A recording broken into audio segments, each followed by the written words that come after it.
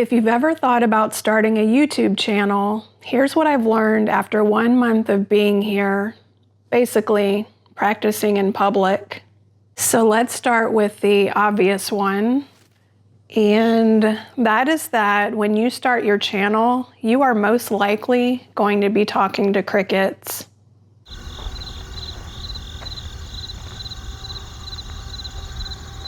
We all start with absolutely no subscribers. The number is 0. And after 4 weeks, at the time of this recording, I have 6 whole subscribers.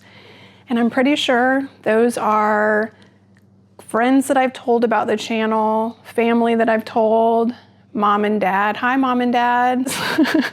And I don't mean to throw shade to my friends and family, because let me tell you, that early support gives you life. It lets you know that you're not here alone. But what I've learned is that the very beginning, it's just a training period. It's a time for YouTube to get to know what your content is about, and it's a time for you to get comfortable being on YouTube. It's a time to get comfortable speaking into the camera and maybe cringing at yourself if you're not used to it. It's a time to read books, watch videos on YouTube and how to do it well. It's a time to experiment with the different video formats that YouTube has to offer. You can make long form videos, you can make shorts. If you're brave enough in the beginning, you can go live. Unless you have crickets, then maybe not. But just see what resonates. So far, I've created just long form videos and a couple of shorts. And views wise, the shorts have done fairly well as compared to the long form videos, but I'm not sure if those are engaged people or not, or if they're just doing the quick scroll. But so far my shorts are intended to make you laugh. And so if somebody laughed at my videos, then that's a win for me.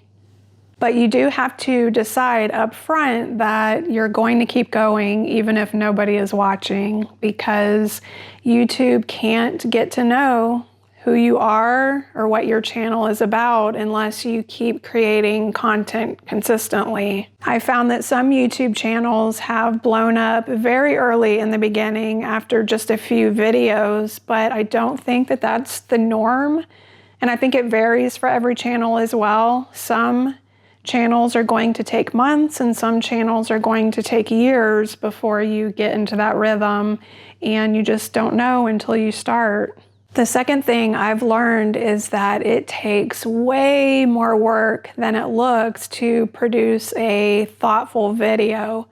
You have the setup, you have the writing, you have the recording, you have the editing, and then figuring out your equipment, what are you going to wear? And then there's creating the thumbnail, uploading to YouTube. There is just a lot of work, and it's really easy to get overwhelmed by all that has to be done. So I've learned that it's really important to pace yourself so that you're not trying to do everything at one time. I've actually created a schedule where I brainstorm one day, write my script outline, then I record the next day, edit the following day, and then upload the day after that. And if you elect to do the video editing yourself, then you're going to spend a lot more time editing probably than you will recording.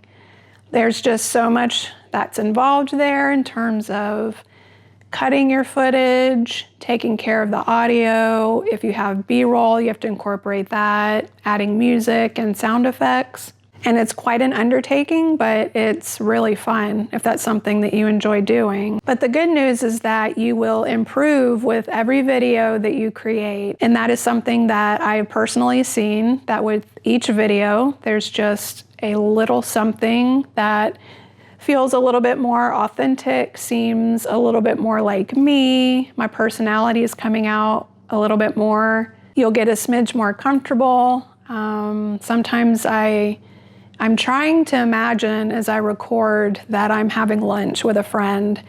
And so that helps me to kind of get over that feeling that I'm presenting to someone, and instead I'm just having a casual conversation, and that really helps a lot.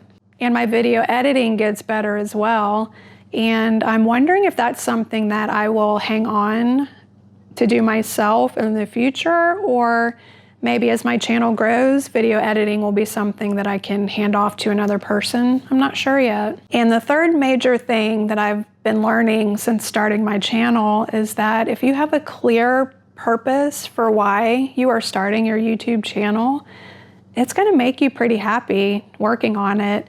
I really didn't know how I was going to feel after the first 5 videos or so. Actually, this one's number 5. But so far, even though I'm pushing out of my comfort zone, learning to speak more confidently into the camera, tell stories in a way that is hopefully helpful, it's giving me life, and I'm motivated to keep going, and I'm having fun doing it. I think what I didn't expect on that note is being able to inject humor into my videos. I love to laugh, and you know, I've been married to my husband for a very long time and he has a very dry sense of humor, and I'm 100% confident that his dry humor has rubbed off on me. And so sometimes I find that coming out, and if I find an opportunity to put that in my video, then it just makes it so much more fun. And if it makes me laugh while I'm creating it, then chances are that it's gonna make the viewer, hopefully it makes you laugh as well. And speaking of purpose, I feel like community plays a big part in that. We're not really meant to take on any endeavor alone. And so listening to what people are saying in your comments and answering their questions, or just giving them a friendly reply back, I think it makes all the difference in the world for being on YouTube, and I don't think it should be ignored, is what I'm saying. Now, when I launched my channel, and it was quite literally 2 crickets, I remember commenting on another YouTube channel owner's videos because watching his videos had helped me launch my channel.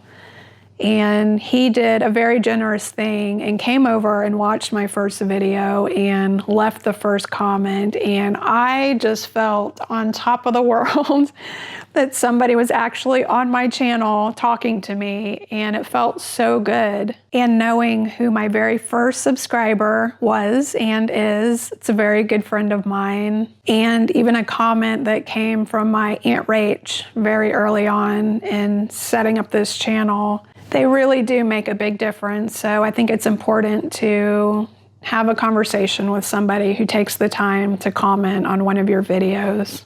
So yeah, it's been a little bit more work. It's been a little bit quieter than I expected it to be. However, having a reason to keep going that's just beyond the numbers has really made it quite joyful to be doing this. And I'm still new at this. I'm still figuring it out, but that's the point. This is me practicing in public, and so far, so good. And if you're watching this and you're thinking, maybe I'd like to start a YouTube channel too, consider this your gentle nudge. You might find that you have a lot of fun doing it as much as I am, and that it challenges you in a really good way. And who knows, maybe your channel will be one of those ones that blows up after a video or two. You never know until you start. And if you want to follow along as I keep learning, subscribe to the channel. I'd love to have you here. See you next time.